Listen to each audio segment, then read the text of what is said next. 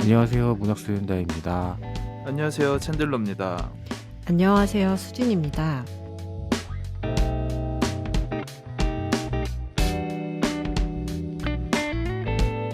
네, 문학소년단 시즌 8 19화입니다. 벌써. 저희가 이번에 읽은 책은 아멜리 노통부, 처음 만나는 작가인데 이 아멜리 노통부의 첫 번째 피라는 작품을 저희가 골라봤습니다. 이 책은 저희 그 명단에는 없었는데 누가 좋다고 그래가지고 한번 저희가 골라서 읽어보게 됐습니다. 먼저 책과 작가 소개해드리겠습니다. 아멜리 노통부는 1967년생 벨기에 소설가이고요. 남작직이라고 합니다. 그 백작, 남작 뭐 이런 거 네. 있잖아요. 그 중에 남작이라고 하는데 1967년 8월에 일본 고베에서 태어났대요. 그래서 그 외교관인 아버지를 따라서 일본, 중국, 미국, 라오스 등지에서 유년기와 청소년기를 보냈다고 합니다. 25살 때 첫 작품 살인자의 건강법이 이게 예, 왜 이렇게 익숙한가 했더니 그 우리나라에는 그거죠.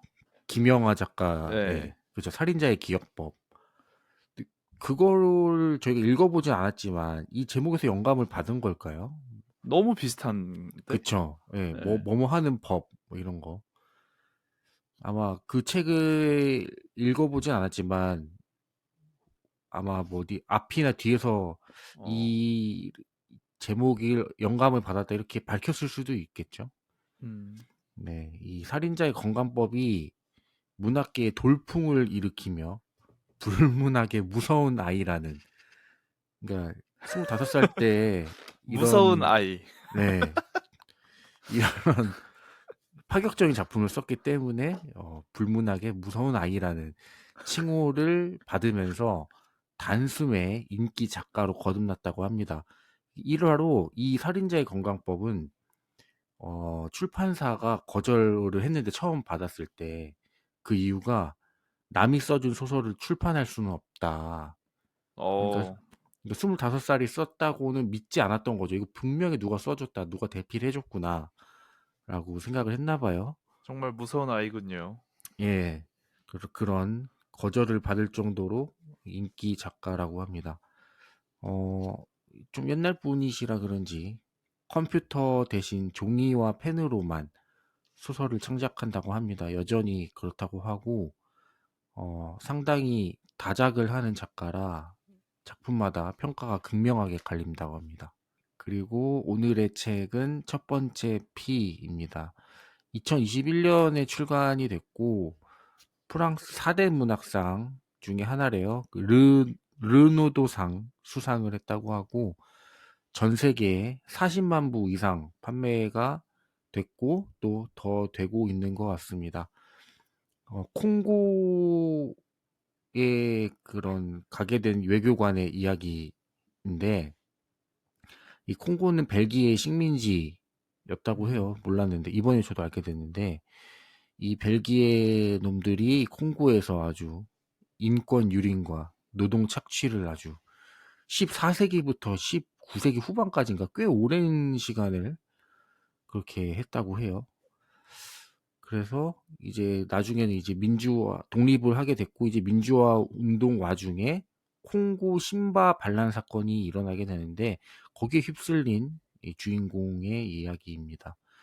1960년대 중반에 이 콩고 민주공화국에서 이 신바 반란 사건이 일어났고 1964년 20세기 최대 규모의 인질극 사건이 일어나게 됐다고 해요.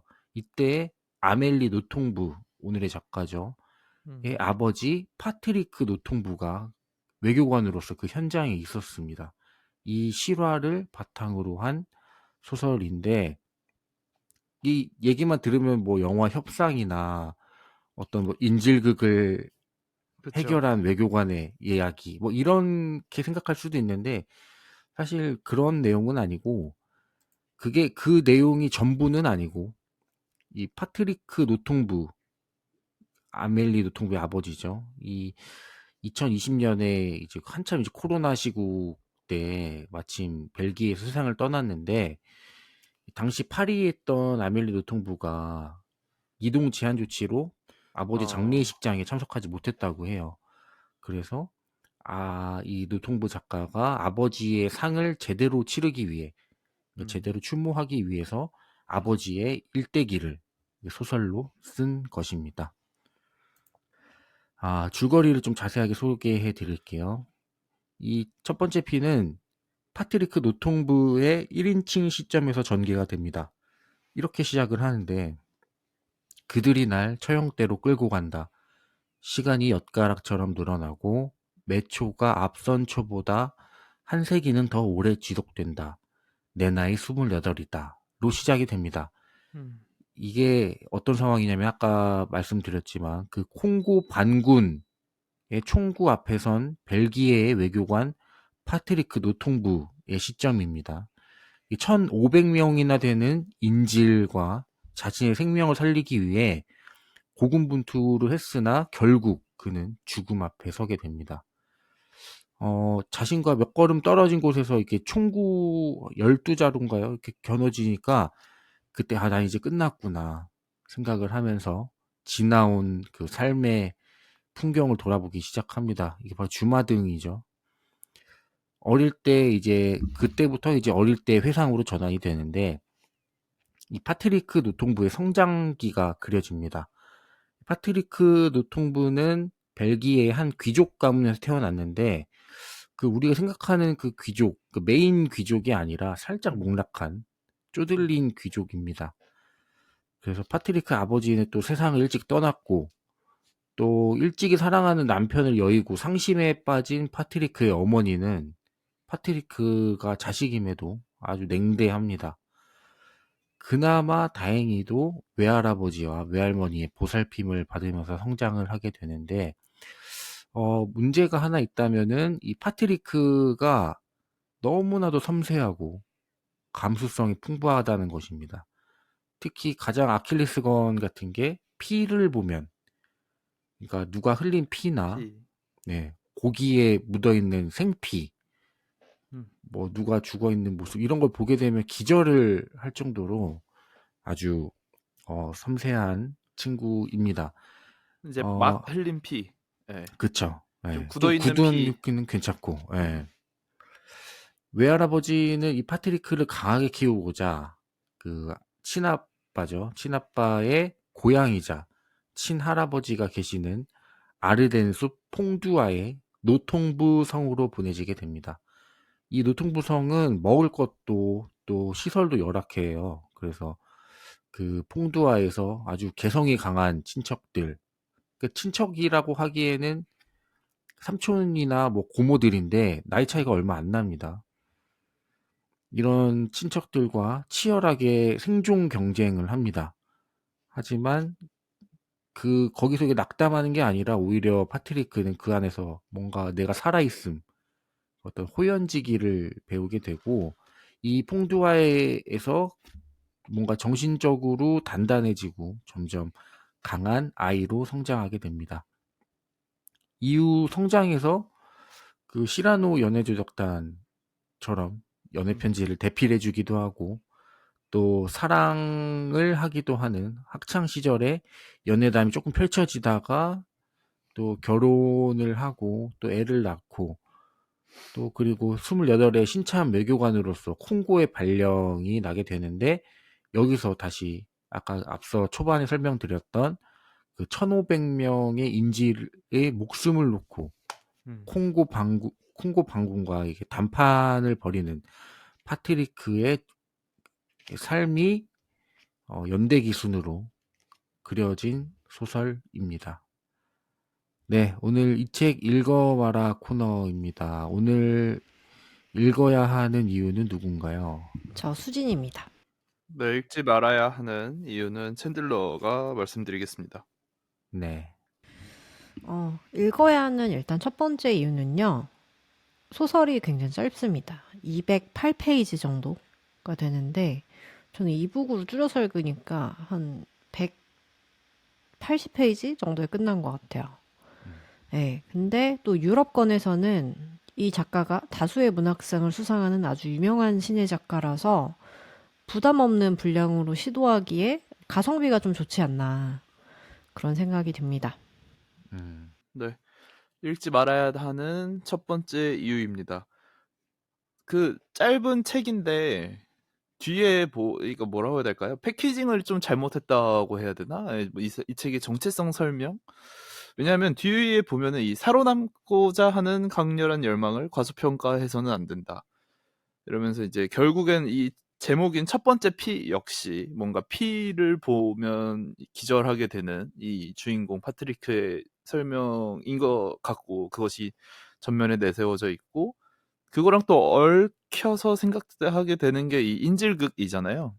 이제 음. 인질이 처형되고 그 내용을 기대하고 읽다가는 이 짧은 내용인데 저는 책으로 읽었는데 책으로는 200페이지가 채 안 됩니다. 에필로그가 193페이지니까 191페이지의 이 책에 어린 시절, 유년 시절 이야기를 읽다 보면 160페이지에 오게 돼요.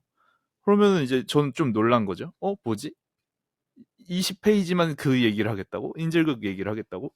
이 음. 피를 보면 기절하는 이것이 뭔가 이 인질극에서 뭔가 대단한 역할을 할 것 같고 도대체 파트리크는 이 어떻게 보면 극한의 상황에서 매일같이 인질이 한 명씩 처형되는 이 극한의 상황에서 뭐랄까 국가대표 어떻게 보면 국가대표죠. 그쵸. 왜냐면 이 반군 역시 이 사람이 외교관이라는 걸 알고 있으니까 뭐 사람들의 목숨을 걸고 뭐 단판을 지어야 되는 이 이 부분이 너무 그냥 훌러덩이어가지고 20페이지, 30페이지니까 그래서 뭐랄까 짧은 거에 비해서는 좀 허무하게 끝났던 좀 뭐랄까 패키징이 좀 잘못되어 있다. 차라리 이 책은 어떤 책이냐면 뭐 이런 식으로 좀 설명을 다르게 했거나 제목이 달랐으면 좀 어땠을까 이런 아쉬움이 네. 있었습니다. 네, 읽어야 하는 두 번째 이유는요.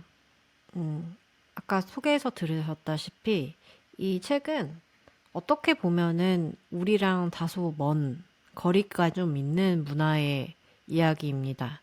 그래서 타국의 복잡한 역사가 얽힌 소설을 읽으면 교양적으로 아무튼 좋지 않을까.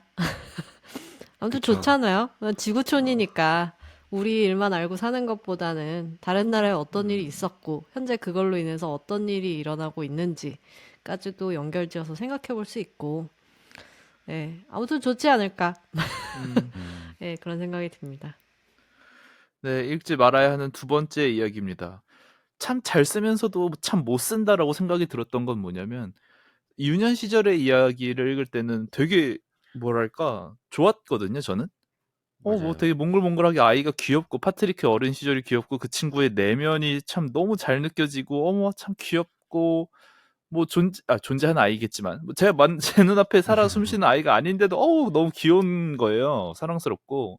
그런 점에서는 잘 쓴다라고 생각할 수 있겠는데 계속 얘기하게 되는 이 짧은 이 인질극을 담고 있는 이 몇 페이지 한 30에서 40페이지 남짓의 이 분량은 저는 읽으면서도 어떤 위기감을 못 느꼈습니다.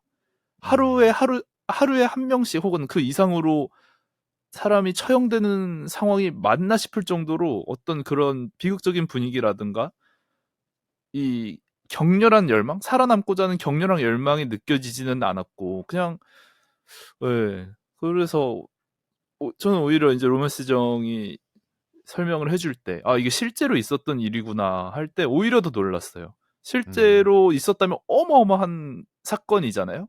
그쵸. 인질을 잡고 나라 반란군이 이제 나라를 세우겠다고 시민들을 처형해가는 장면, 아니 사건. 그걸 이렇게 좀 허무하게 시시하게 그려낼 수 있나? 이거 잘 쓰는 거야, 못 쓰는 거야? 요런 느낌인데 한번 읽어보시면서 비교해 보셨으면 좋겠습니다. 네, 읽어야 하는 세 번째 이유는요. 이 책을 읽다 보면 이 작가, 이 사람 특유의 참신한 사고방식이나 재치가 드러나는 몇 가지 문장이 있는데요. 이런 자세로 인생을 사는 방법도 있구나 하는 발견에서 오는 묘한 쾌감과 어떤 교훈이 있는 것 같습니다. 네, 이러한 체험이 바로 우리가 독서를 하는 이유가 아닐까 음, 하는 생각이 듭니다. 네. 읽지 말아야 하는 마지막 이유입니다. 이 책은 이런저런 생각의 결과 끝에 독자를 위한 책이라기보다는 작가를 위한 책이라는 생각이 좀 들었습니다. 읽으면서는 뭔가 왜 이렇게 이 단락단락들이 이어지지 않을까? 어린 시절 이야기 그 자체로 좋아. 오케이. 그리고 뭐 이 시라노 얘기도 나오잖아요. 해서 그쵸. 친구 대신 대필해 주면서 연애 이야기도 너무 몽글몽글 러브 스토리 좋아. 그리고 뭐 마음에 들진 않았지만 어쨌건 인질극 얘기까지 이렇게 나오면서 근데 이 많은 것들이 다 너무 이어지지가 않는다는 인상을 받았습니다. 음, 독자로서는 이 전체 이야기가 하나의 통일된 이야기로서 다가온다기보다는 뭔가 단절되어 있다는 느낌을 받는데 작가로서는 로맨스 형이 설명해 준 대로 어떤 아버지에 대한 추억이죠. 아버지에 대해서 들었던 이야기들 중에 인상 깊었던 것을 쓴 것 아니겠습니까? 그렇죠. 딱 그런 추모로서의 기능만 하지 독자로서는 이 이야기가 뭐 크게 울림을 주거나 어떤 하나의 아름다운 소설로서 읽히지는 않는다는 인상까지 받게 되네요. 네. 그렇다면 로맨스 정은 어떻게 읽었습니까? 네. 보통 이 띠지에 뭐 감동 실화 막 써 있잖아요. 음, 이 보통 감동 실화라고 하면은 뭐 눈물 쏙 빼놓고 뭐 비장한 분위기여야 되는데, 이 아멜리드 통부는 뭔가 그 특유의 그 유머 감각이 있는 작가인 것 같습니다. 그러니까 무거운 이야기를 가볍지만 좀 깊이 있게 풀어내는 작가라고 생각이 들었고, 또 이 퐁두아에서의 어린 시절, 저 역시 이 모습을 봤을 때 이 파트리크의 성장 소설, 그 뭐 9살 인생이나 그런 아이들의 인간관계를 보는 게 너무 재미있었고, 또 어느 정도 자라서 그의 이제 연애담이 그려질 때에는 또 되게 낭만적인 문장을 막 써내고, 뭐 친구와 뭐 여학교 앞에서 기다리는 모습이라든지 이런 게 좀 연애 소설 보는 것 같아서 좋았고, 또 이 콩구에서의 인질극 장면은 막 소년병이 막 자기한테 총구 겨누고 막 언제 죽을지도 모르고 이런 상황들을 보는 제 손에는 또 땀이 나고 이런 땀이 쫄깃함도 났네요. 있었거든요. 네, 쫄깃함도 음, 있었거든요. 그래서 이런 한 사람의 인생을 다루면서도 특정 장면마다 이게 장르가 바뀌는 듯한 느낌이 들어서 좀 색다른 재미가 있었던 작품이었습니다. 하지만 이게 저 역시도 이 시간의 흐름이 정말 띄엄띄엄 이어져서 가끔은 좀 대중 없다는 느낌이 들었어요. 그러니까 소설을 읽다 보면 자연스럽게 거기 나오는 등장인물들에게 정이 가게 되기 마련이잖아요. 그쵸. 근데 이 어느 순간 이 사람은 어디 갔지? 하고 궁금해질 때가 많았어요. 그러니까 결국 정이 들었고, 그쵸. 어, 외할아버지, 외할머니 그렇게 스윗한 분들인데 어떻게 됐을까? 그렇게 차갑게 대하던 엄마는 어떻게 어디로 간 거지? 그리고 퐁두아에서 함께했던 사촌들, 뭐 샤를 이런 애들 다 어디 갔어요? 그리고 아내, 이런 자식들, 이 다 분명히 중요한 인물들이고 음, 파트리크를 만든 사람들이자 파트리크에게 영향을 많이 끼친 인물들이었는데 이 사람들이 갑자기 사라집니다. 그래서 너무 허전하더라고요. 그래서 이게 드라마에서 눈에 띄던 조연들이 갑자기 어떤 뭐 음주운전을 했다거나 이러면 갑자기 죽이잖아요, 작가가. 음, 이런 식으로 하차를 하고 아무 설명 없이 사라져버리는 느낌이었습니다. 그러니까 한마디로 그 후일담이라도 좀 있었으면 좋았을 것 같아요. 왜냐면은 이 작가는 가족이잖아요. 자기 그쵸. 아버지 얘기고 뭐 할머니 얘기고 뭐 이러니까 알지 않나? 근데 왜 그렇게 안 썼을까? 이 그쵸. 뭐 생각이 실화 들더라고요. 바탕 영화 보면은 마지막에 엔딩 크레딧 올라가기 전에 누구는 뭐 그렇죠. 결혼하여 슬하에 일남이녀를 두고 해피하게 뭐 행복하게 뭐 부산으로 이사를 갔다고 한다. 뭐 이런 식으로. 그쵸. 예, 뭐그 사진, 흑백 사진 네, 나오면서 맞아요. 막 그런 걸 할 텐데, 그런 거를 안 하고 그냥 끝내버리더라고요. 그래서 그게 좀 아쉬웠습니다. 또 아쉬운 점은 또 글의 구성이죠. 저도 아까 천드라 씨가 뭐 패키지가 잘못됐다고 했는데, 이 문장은 정말 아름다운 문장들 너무 많았어요. 이따가 뭐 제가 책갈피에 꽂은 문장들이 많아서 이렇게까지 많이 써본 적이 없었는데, 너무 감탄했던 문장들이 많아서 밑줄 긋고 싶은 부분도 많았고 했는데, 이게 글을 잘 쓴다는 것과 문장을 잘 쓴다는 거는 다르다는 거를 알게 됐습니다. 그래서 문장을 잘 쓰는 작가다라는 걸 좀 알게 됐고,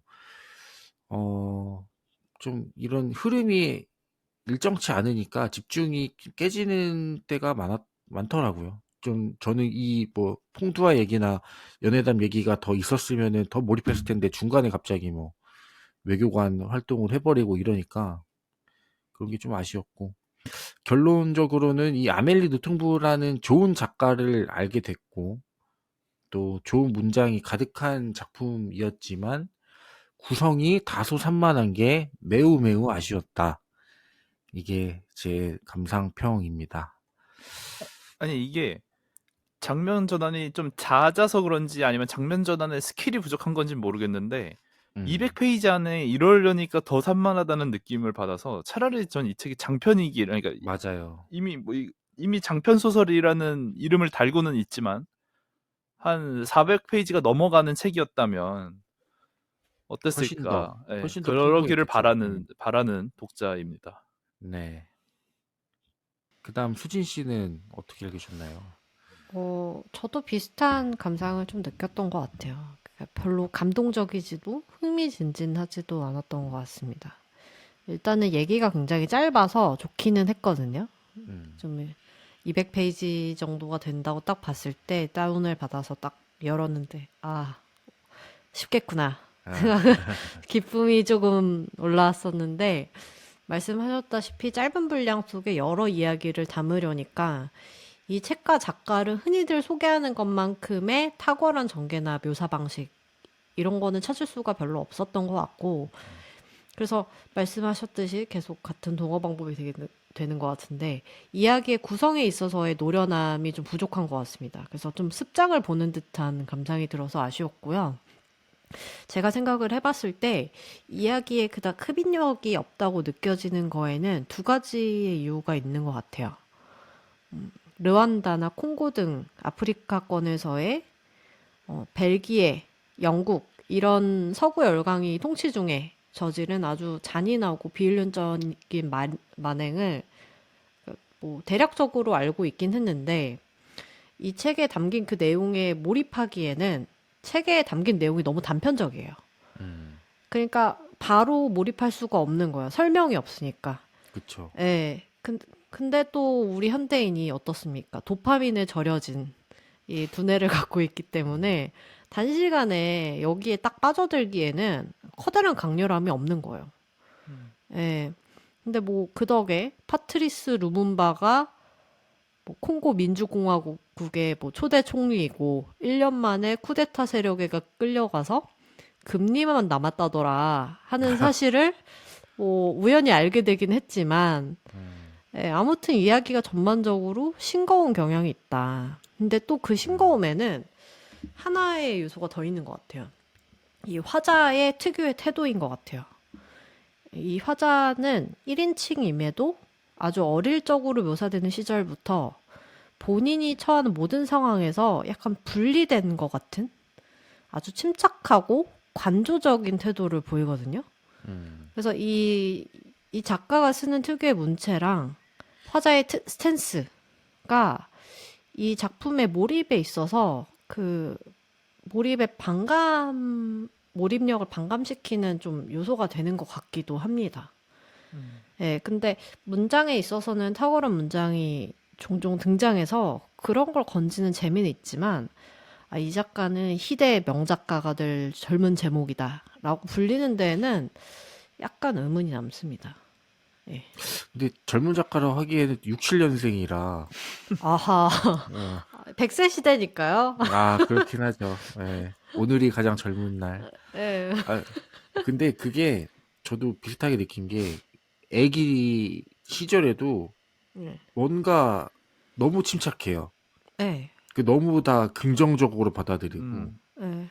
묘하게 반전이 없어요. 네, 예. 맞아요. 어린 맞아요. 시절에 어머 어떡해 그 고생을 하러 할아버지가 얘는 고생을 좀 해야 돼 하고 완전 험난한 사촌네로 친가 쪽인가요? 예.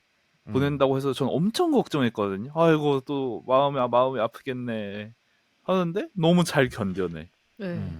그것이 이 친구에게 어떤 상처를 주지도 않아. 예. 다 견뎌내고 이겨냅니다.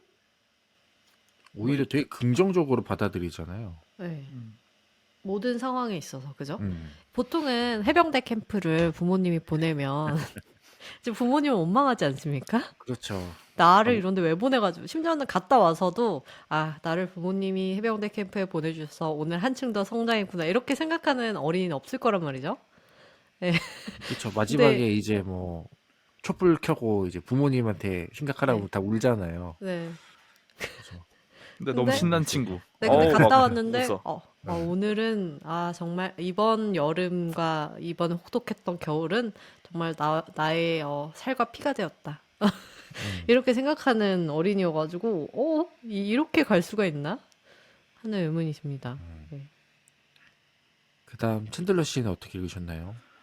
네, 저는 뭐 읽지 말아야 하는 이유에서 다 말씀을 드리긴 했지만 사실 읽으면서는 좋았거든요. 특히 어린 시절 부분을 읽으면서는 정말 좋았습니다. 그때 저도 로맨스정과 같이 되게 글을 잘 쓴다 라는 생각을 했고 너무 잘 읽히니까.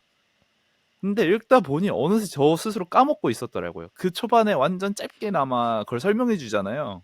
이게 콩고. 지금 어떤 상황이고 네. 총구 앞에 서 있고 그거를 완전 까먹다 보니까 나중에는 맞다. 이 사람 지금 이거 다 주마등 같은 거였어? 라는 생각. 그러니까 뭐랄까 어떻게 보면 되게 잘 쓰는 작가가 연출을 실패한 것 같은 느낌? 별로 주마등 같지도 않고 이게 다시 뭐랄까 현재 그나마 현실 시점으로 돌아왔을 때 뭐 로맨스 정은 손에 땀을 쥐었다고는 하지만 어쨌든 이것의 목표인 P라는 이미지가 그렇게 그려지지는 또 않았고 뭔가 그래서 어떻게 되는 거지? 뭐 결국엔 이 사람이 처형대까지 끌려가는 와중에도 저는 그렇게 막 긴장되지가 않더라고. 그래서 이 사람 죽는 거야? 안 죽는 거야? 역사를 모름에도 불구하고 그렇게 궁금하지가 않았고 살았네. 그래 하는. 그래서 참 그게 너무 아쉽다. 계속 말하지만 이 책은 더 길었으면 오히려 더 좋았겠다. 맞아요. 읽는 건 그쵸. 힘들지만. 그래서 저는 제가 잘못 빌렸나 하고 다시 한번 검색을 해보고 혹시 이게 2편이 있나? 까지도 검색을 해봤습니다. 이게 시리즈물인가? 말이 되나? 첫 번째 편은 제목을 왜 지어놓은 거야? 이러면서. 그게 그래서 너무너무 한데 그렇다면 또 다른 책이 궁금해지기는 하죠. 뭔가 이 사람 더 길게 쓰는 책들은 어떤 것이 있을까? 를 앞만 봐도 이거는 로맨스적인 설명을 듣고 보니 그냥 아버지를 기리기 위한 정말 본인을 위한 책인 것 같다. 그렇다면 이 사람이 문학적으로 어떤 성취를 이루어내고자 쓴 다른 책들은 어떨까? 이런 것들이 이제 궁금해졌다는 결론입니다. 그렇죠. 그 살인자의 건강법은 정말 파격적이고 그렇다고 하더라고요. 그래서 그런 네. 작품은 조금 다를 수도 있겠죠. 예. 일단 다 감상평가를 들어봤는데 이 첫 번째 P 저는 잘 어떤 의미일까 한번 명확하게 떠오르진 않거든요. 저도 혹시 어떤 의미일 것이라고 좀 생각하시나요? 처음으로 피를 보고 기절을 하고 나에게 이런 게 있구나라고 파트리크가 생각한 게 놀러 가서 자기 풍도화에서 사촌들 예. 사촌이 아니죠. 이모 삼촌들이죠, 이게. 그쵸. 관계상. 그들과 놀다가 흘린 피를 보고 온대. 그렇다면 그 첫 번째 피라는 것이 그렇게 막 대단한 의미가 있는 것 같진 또 않고. 음. 저는 나중에는 인질 협상을 하면서도 그 와중에는 이제 사람들이 죽어나가는 모습이나 이런 걸 음, 못 보잖아요. 그래서 그쵸. 너는 왜 사람들이 죽는 걸 보지 않지? 뭐 이렇게 콩고 방군이 물어봤을 때 그냥 뭐 차마 내가 그들의 영혼이 떠나가는 모습을 볼 수 없기 때문이야. 뭐 이렇게 둘러대기도 하지만 나중에는 이걸 극복을 하잖아요. 그런가요?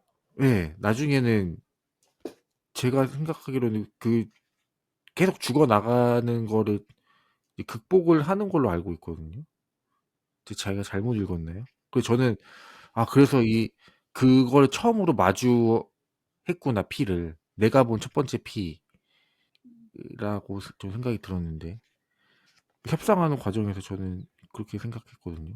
수진 씨는, 저도 여러 가지 생각을 해봤거든요. 예, 뭐, 그 아버지의 상실을 자신의 인생의 가장 큰 어떤 아버지의 죽음이 자기의 인생의 가장 큰 결핍이다라고 설명하는 부분이 나오잖아요. 근데 그 인생이라는 것은 이 책의 주인공인 작가의 아버지의 이야기고 본인 또한 아버지의 죽음을 어, 장례식에 참석하지 못할 정도로 비통한 그 상황에서 맞이했는데 그래서 음,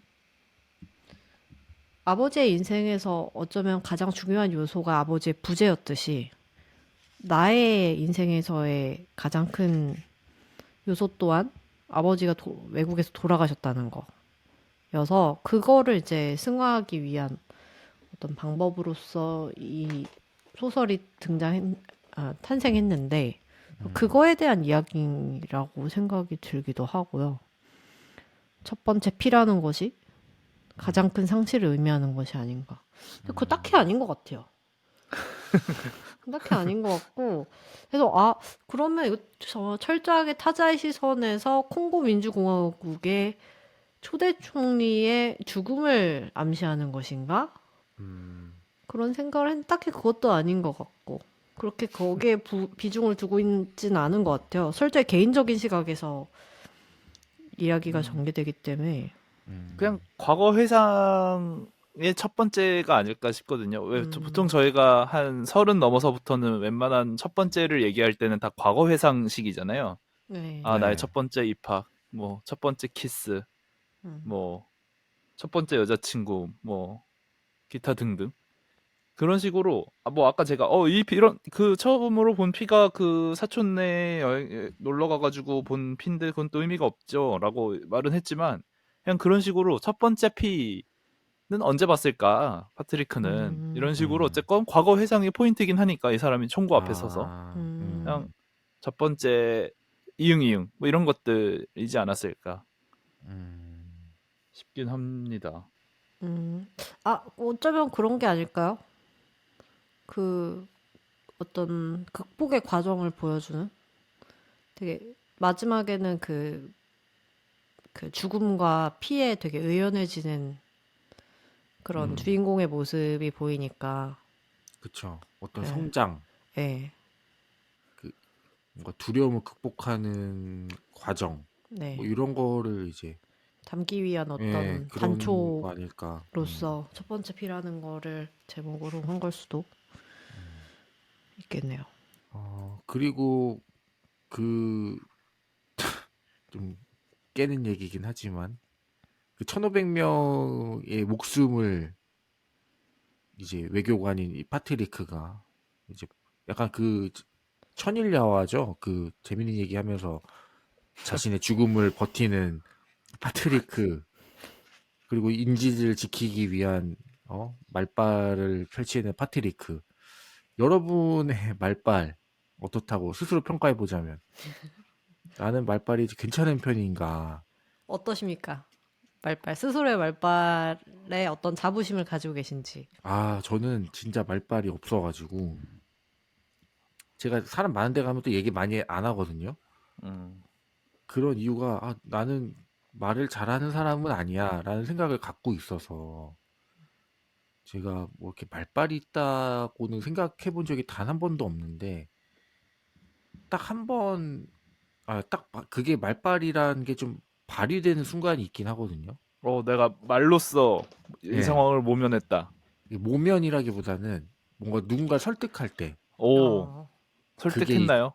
그게 이제 특정, 특정. 특정 직업군에 한해서 이제 되는데, 그 경비 아저씨들 있잖아요. 아, 취재 그거 응하게끔? 예. 그, 보통 제가 하는 일이 어쨌든 이제 옥상에 한번 올라가서 높은 곳에서 이렇게 바라보는 그림이나 이런 게 필요한 경우가 많거든요.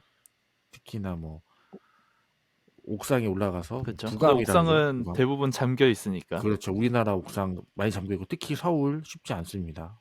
어디 옥상에 올라간다는 게. 근데 이거 얘기만 잘 하면은 아저씨들 열어주시거든요. 음. 그러니까 잘 구슬리면은 그때만 제가 좀 이렇게 약간 아저씨 특화, 아저씨에 좀 한해서만 너스레 좀 떨고. 예, 약간 되게 아저씨들이 좋아하는 멘트나 뭐 그 아, 경계심을 허무는 나만의 비법이 있나요? 일단은 어 그 아저씨의 약간 이제 되는 아저씨도 있고 안 되는 아저씨들도 있는데 대체로 이제 나는 찍으러 온 게 아니다 이런 뉘앙스를 보여주는 거죠. 그냥 뭐 어, 아저씨랑 얘기나 좀 하러 왔다. 어, 스몰톡으로 예. 의도를 이게 드러내지 않고. 그쵸. 뭐 이렇게 일단 화장실부터 물어보죠. 화장실 뭐 쓸 수 있냐고. 그래서 뭐 음. 화장실 정도는 대부분 가게 해주니까 갔다가 이제 돌아와서 아이 뭐 여기 뭐 어디 뭐 있냐 뭐 이런 식으로 그냥 계속 스몰 토크를 하다가 사실은 여기서 왔는데 하면서 이제 명함 이렇게 보여주면서 슬쩍슬쩍 하는데 이게 아저씨가 이게 한번 도와주시는 게 얼마나 큰일이다. 음. 어? 야, 이거 도움이 되는 거다. 이게 지금 그런 분들 또 뉴스 많이 보시잖아요. 그쵸. 그러니까 이 아저씨가 좀 열어주시는 게 참 이게 도움이 많이 되고 또 뉴스에 나가면 또 아저씨가 이거 보실 거 아니냐 이런 식으로 얘기하시면 또 대체로 이렇게 슬쩍 열어주시긴 하더라고요. 그래서 그때 한정 외에는 딱히 이렇게 말을 잘한다는 생각은 못 해봤습니다. 엄청난 말빨인데요? 이거는 그, 제가 응. 살기 위해서 한 것 같아요, 제가. 아니, 안 그럴 올라가면 때, 원래 혼나니까. 위기 상황에서 본인의 말빨의 최대치가 나오는 거잖아요. 그쵸. 예. 지금 거의 인질로 지금 잡혀 계신 건데, 지금 말빨로 지금까지 생존하신 셈이 아니신가. 그쵸. 그 수많은 서울의 옥상과 네. 그런데 올라간 게 또 네. 그런 게 아닐까. 엄청난 말빨을 가진 것으로 결론이 나는군요. 근데 이 정도로는 좀 아니지 않을까. 뭔가 저는 그 말빨이라 하면 뭔가 이렇게 대중을 사로잡는 뭔가 시선을 집중시키는 저 그런 게 말빨이라니까 뭐 정치인들 화법 그런 게 그렇잖아요. 아이들의 시선을 집중시켜야 하지 않나요, 수진 씨는? 아이들의 시선을 저는 집중시키는 것은 오로지 강압으로. 오로지 강압으로 하고 있습니다. 네. 그럼 어떤 식으로 제압을 하시죠? 대체로 이제 큰 소리를 내면서, 이거 봐! 말빨이 아니라 언성으로. 네, 언성으로. 언성과 이제 배심에서 나오는 이 단전호흡, 음, 복식호흡으로 해가지고 이제 애들한테 귀에 팍 꽂히게. 또 사춘기 남자애들은 귀에 이렇게 소리가 잘 들어가지 않는 병이 있거든요. 그래서 귓구녕에 확 꽂아줘야 말을 듣기 때문에 네, 오로지 그냥 악다구니로 승부를 보고 있다. 네, 그렇게 생각합니다. 어떠신가요, 챈들러님은? 저는 말빨이 없는 건 아닌 것 같은데, 회사 와서는 참 모자라다라고 생각을 하게 되는 건 뭐냐면, 말빨이라기보다는 좀 감는 거 있죠. 소위 감는다고 표현하죠. 내가 저 사람을 그쵸. 좀 감는다. 네. 그러니까 그것이야말로 말빨. 정말 내가 저 사람에게 줄 수 있는 건 다른 건 없어. 말빨로 휘어잡아서 감화되도록 나에게. 뭐 예를 들면 일례로 어떤 선배는 출연료가 너무 낮다는 이유로 이제 하차 의사를 밝힌 게스트와 담배를 피면서 아, 형, 한 번만 나 좀 살려달라. 이런 식으로 또 감았다고 하더라고요. 저는 그런 거가 진짜 못하겠더라고요, 뭔가. 아, 맞아요. 그게 그쵸. 진짜 힘든 스킬이죠. 그렇죠. 돈 관련된 거는 진짜 예민한 건데. 그러니까 결국 뭔가 그런 거 있잖아. 괜히 저 사람을 따르게 되는 거.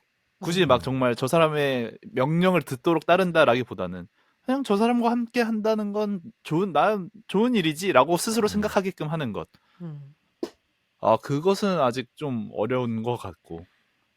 다만 어떤 위기가 처했을 때 그것을 막 뭐 이거 갖다 붙이고 저런 이유 갖다 붙여가지고 뭐 이래저래 살아남게끔 하는 것, 혹은 없어 보이는 것을 있어 보이게끔 하는 것은 그래도 평타 정도는 치지 않을까 음, 싶은 마음은 있는데, 뭐 기획 의도 같은 것들이 다 그런 거잖아요. 그쵸. 아무것도 아닌데 뭐 진단을 한다. 그럴듯하게. 예. 국민적인 뭐가 있는 요즘 무엇이 대단한 것 화두다. 대단한 것 하는 것처럼 그쵸. 대한민국을 구하기 위해 음. 뭐 기타 등등.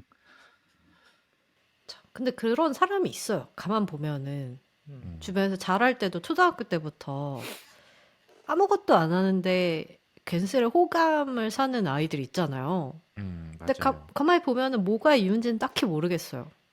그리고 그런 경우 그것이 말빨 이외의 것인 게, 말빨이 또 오히려 지나치게 화려하면 경계하게 되잖아요. 이 새끼 사기꾼인가? 맞아요, 지금 맞아요. 작업거나 맞아요. 수작불이나 싶어가지고.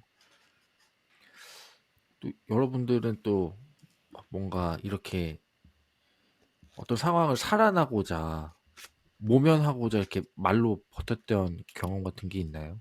로맨스정님은 어떤 경우 있으셨는지.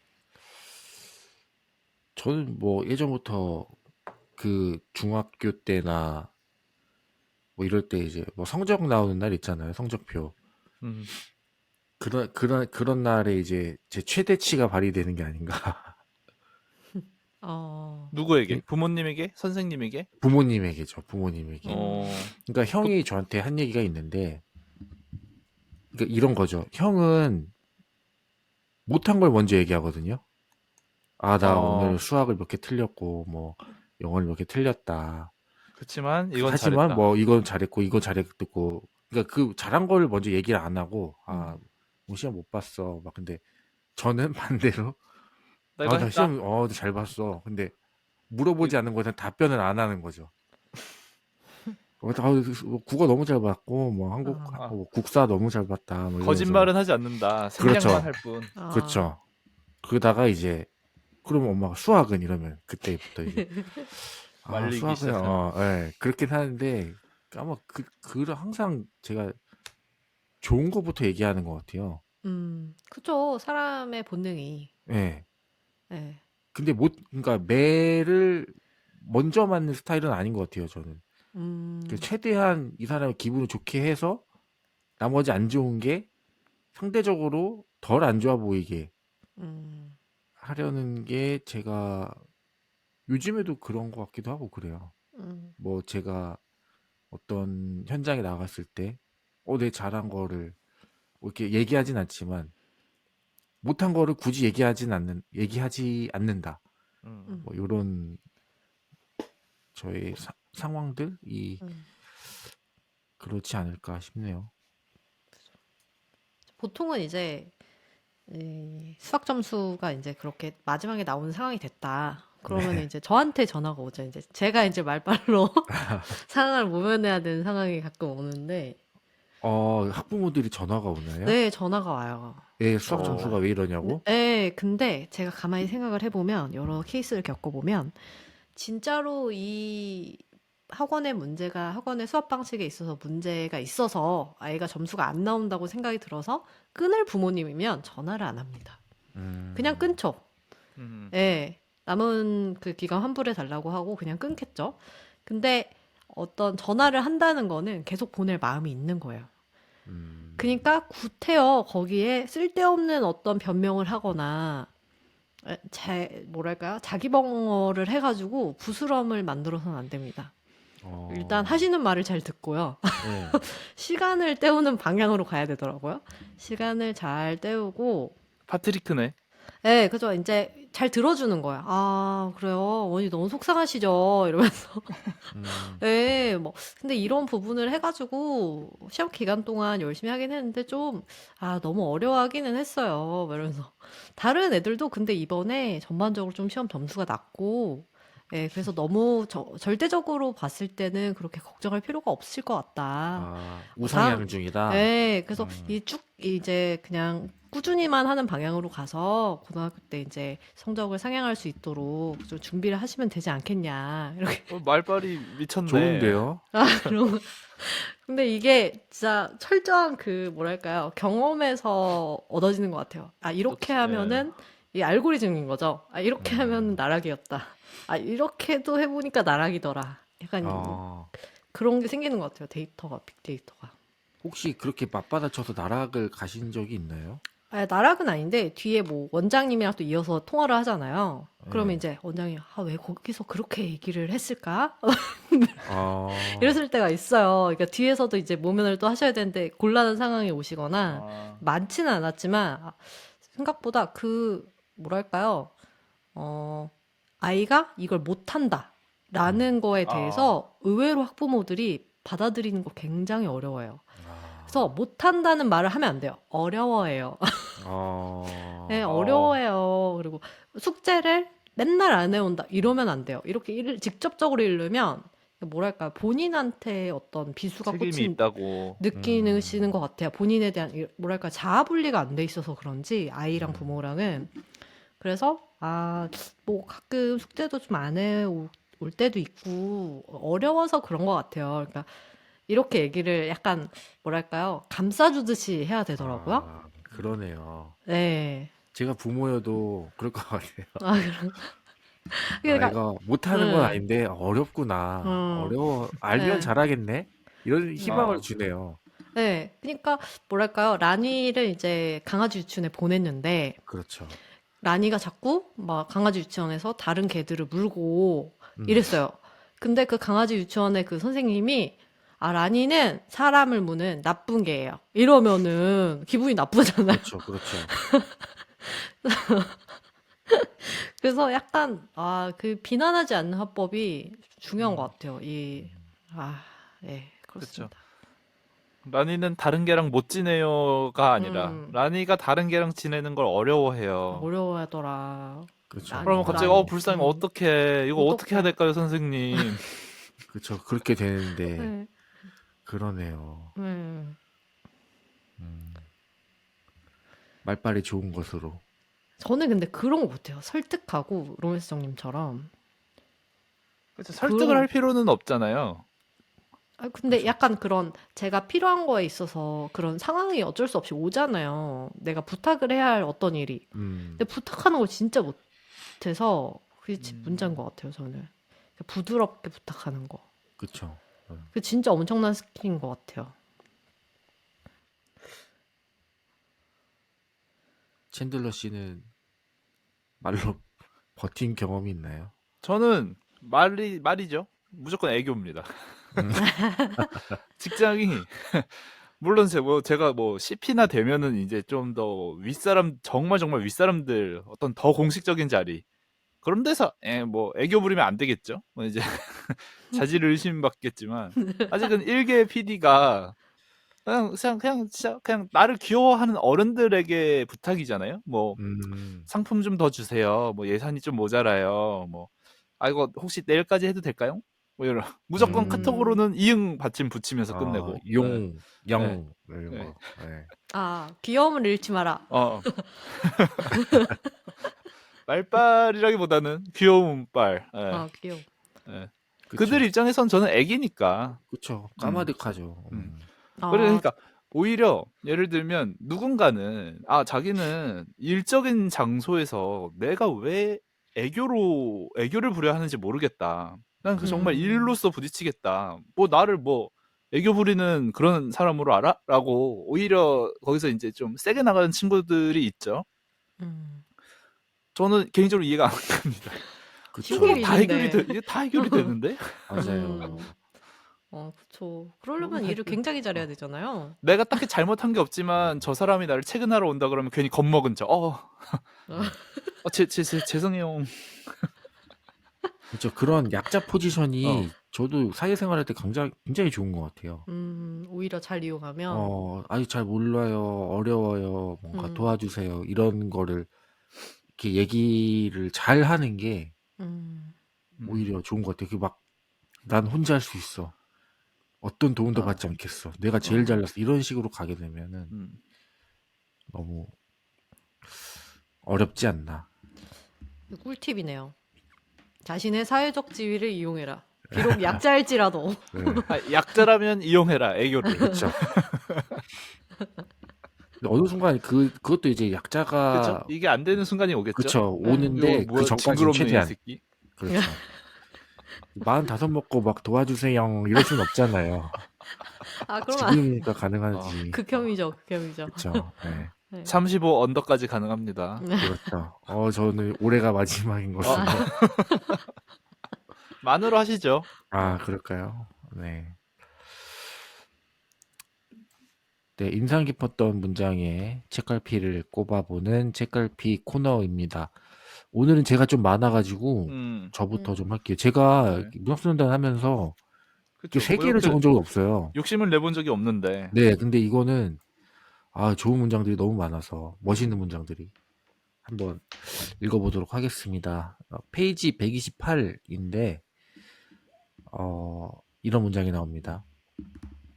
파트리크가 어떤 그 사람 여자와 이렇게 하다가 여자가 이제 약간 부끄러워서 도망가는 그런 내용인데 그녀가 부끄러워하며 달아나 그녀의 부재를 나에게 선물했다.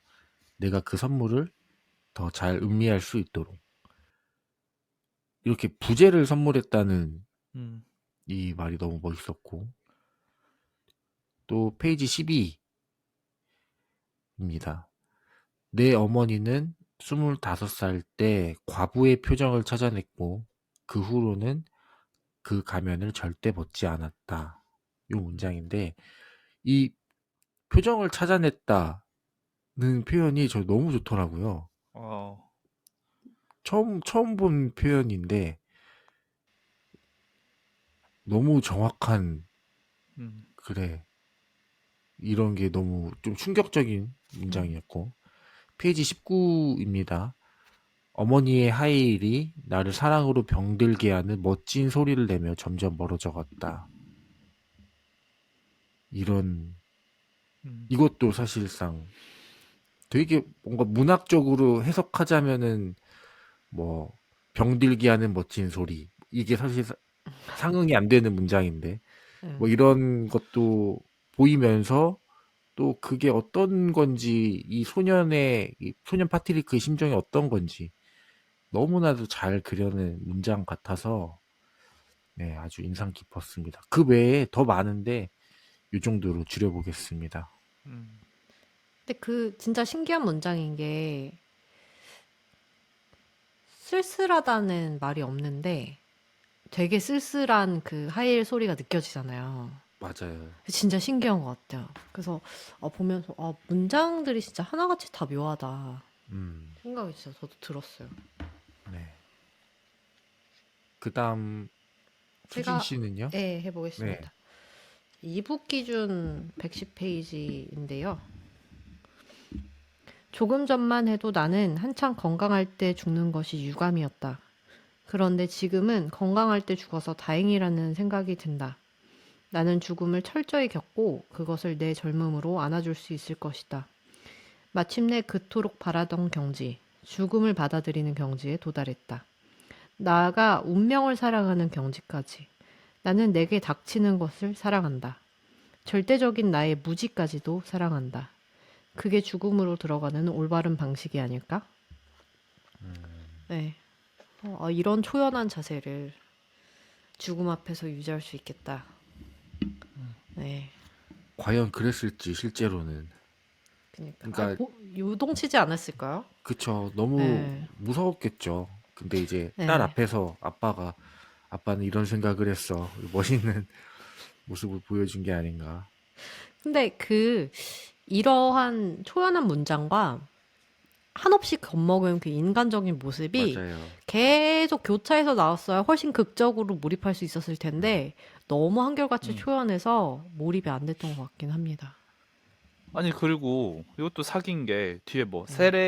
세라자드처럼 끊임없이 말을 늘어놓아야 하는 위기라고 하고 이런 회상신이 나오니까 저는 오히려 차라리 이거를 그러면 뭐 말 걸었을 때 말을 길게 늘어뜨리기 위해서 제가 초등학교 여름방학이 생각나는군요. 그렇게 이렇게 음, 과거로 돌아갔으면 어땠을까. 음. 그렇게 한없이 늘어뜨려 놓으면 600페이지를 읽으면 좀 짜증이 나겠지만 아무튼 뭐 이래저래 그 부분은 좀 아쉬웠습니다. 그러니까요. 그 뒤에 부분만 해도 하나의 장편을 뽑을 수 있을 만큼의 그러니까 이야기가 나올 텐데 그렇죠. 소재가. 자, 그다음 챈들러 씨는요? 네, 어린 시절의 그 긍정 소년인 파트리크의 모습이 잘 드러나 있는 문장입니다. 나는 쥐가 더는 내 허벅지를 물어뜯지 못하게 발로 차 쫓아버렸다. 스스로의 용기에 뿌듯해진 나는 마침내 고요한 항구처럼 보였던 공동 침실에 도착했다. 미친 긍정 아닙니까? 화장실 음, 갔다 오는데 쥐가 내 다리를 타고 올라와. 그걸 쫓아냈어. 그러면 다들 미쳤나봐 이놈의 집구석. 여기서 어떻게 버티지? 라고 생각해야 될 텐데 그걸 쫓아냈다는 거에 스스로의 용기에 뿌듯해졌대. 이걸 읽는데 갑자기 제 하루가 막 밝아 보이고 나도 이렇게 긍정적으로 바라보고 싶고 집에 바퀴벌레가 나와서 잡아오면 나의 용기에 뿌듯해져야겠다. 이렇게 생각하는 삶이란 어떤 네. 삶일까? 더 놀라운 거는 아이들은 정말 이럴 수도 있을 것 같은데 그렇죠. 이거를 아이로서 지내본 적이 없다고 말할 수는 없지만 나의 어린 시절이 아닌 어린 시절을 성인이 돼서 쓰는 사람이 이런 문장을 쓴다는 건 아직 동심이 있는 건가? 그러니까. 뭘까? 대단히 글을 진짜 잘 쓴다. 그러게요. 잃지 않는 천진함이 있는 사람인 것 어, 같아요. 이 사람 맞아요. 자체가 좀 신기한 사람인 것 같지 않나요? 네. 이 번뜩이는 재치나 이런 알 수 없는 긍정성. 요즘에는 그렇게 막 대책 없이 긍정적이거나 이런 사고방식을 가진 사람을 되게 이상하게 생각하잖아요. 그리고 맞아요. 뭐 부정적이거나 염세적인 생각을 하는 게 약간 이 시대를 제대로 보고 있고 그런 정서가 있잖아요. 이게 약간 기본인 것 같은 게. 근데 그런 부분에서 이 책이 분명히 어떤 메시지는 저한테도 있었거든요. 그런 긍정적인 어떤 극복하려는 의지나 뭐 그런 게 좀 전 좋았던 작품이었던 것 같습니다. 근데 확실히 이 사람의 최고의 작품이 이거라고 평가받긴 하지만 다른 작품이 더 괜찮은 게 있다고 한다면은 하나 더 시도해보고 싶은 마음은 드는 것 그쵸. 같아요. 그 살인자의 건강법은 예. 그건 정말 궁금하거든요. 예. 약간 이름이 묘하게 지금 네. 익숙해가지고 이게 꼭 마치 뭐랄까요 짝퉁 무언가인 것 같은 그런 이상한 기분이 들긴 하는데 아무튼 그런 거 한번 이번 시즌이나 다음 시즌에 한번 시도해보면 좋을 것 같습니다. 네. 아니면 다음 책도 못 정했는데 그냥 파격적으로다가 연달아 읽는 그 정도면 거의 노벨상을 받으셨어야 되는데 네. 그러지는 못했으니.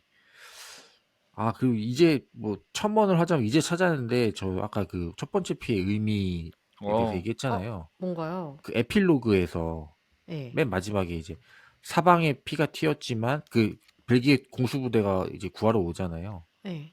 사방에 피가 튀었지만 파트리크 노통부는 정신을 잃지 않는다. 살아남고자 하는 격렬한 열망을 과소평가해서는 안 된다. 인질 10중 9처럼 그도 생존자 명부에 이름을 올렸다. 여기서 극복했다. 예, 극복을 한 그런 장면이 있었네요. 그 장면이 아니었을까 에필로그에서. 네, 아까 그리고 저희 뭐 말씀드렸지만 다음 주 책을 못 정했는데 뭐 알아서 정해서 오겠습니다. 네. 기다려라. 예, 그래도 저희가 의미죠. 맞아. 그리고 또 그 뭐 저작권 침해 콘텐츠로 이내 음. 뭐 몇몇 에피소드들이 안 보이고 있는데 저희가 조금씩 작업을 하고 있으니까 예, 뭐 시즌 5는 잘 안 들으시긴 하거든요. 근데 딱 거기만 이제 하면 거의 끝나는데 음. 뭐 그렇습니다. 그리고 앞으로는 이제 독서권장 경험학도 없다는 거. 어차피 못 들으니까요. 그렇죠. 이제 저희는 네, 그렇게 됐습니다. 네. 그런 소식 전해드리면서 저희 음. 인사 나누도록 하겠습니다. 한 줄 평가 별점을 안 매겼네요. 아, 그랬네요. 아유, 음. 벌써 빨리 끝내고 싶은 생각에 또 내일도 출근을 해야 되기 때문에 그렇죠. 시간이 늦어서. 예, 그러네요. 자, 한 줄 그럼. 평가 별점을 들어보도록 하겠습니다. 먼저 수진 씨의 한 줄 평가 별점은요? 제 한 줄 평은요. 어린이 학예 해병대 캠프로 시작해서 성인반 실전으로 끝나는 이야기. 5점 만점에 2.5점입니다. 올랐네요. 네, 살짝 올렸습니다. 곱씹어보니까 괜찮은 것 같아요. 그다음 로맨스 정의입니다. 인생에서 중요한 건 말빨. 별점은 5점 만점에 3.5점입니다. 그다음 챈들러 씨는요? 네. 이거 좋은데 좀만 더 디벨롭 시켜보자. 5점 만점에 2.5점, 아니 3점입니다. 네, 챈들러 씨 자주 듣는 말처럼 되게 바로 나오네요. 그런 멘트가. 디벨롭? 네. 근데 이게 상급자 입장에서 할 수 있는 가장 편한 대답 아닌가요? 그죠? 그쵸. 나 좀더 일단 모르겠는데 알았어 해봐. 난 지금은 모르겠어. 결정을 유예할 수도 있고. 난 모르겠고. 네. 나쁜 말도 아니고 은근한 칭찬이면서 책임은 지지 않는. 내 마음에 들게 해와라는 거죠. 네. 네. 자, 그럼 저희 진짜 인사 나누도록 하겠습니다. 자, 하나, 둘, 셋. 또 또 봐요. 봐요.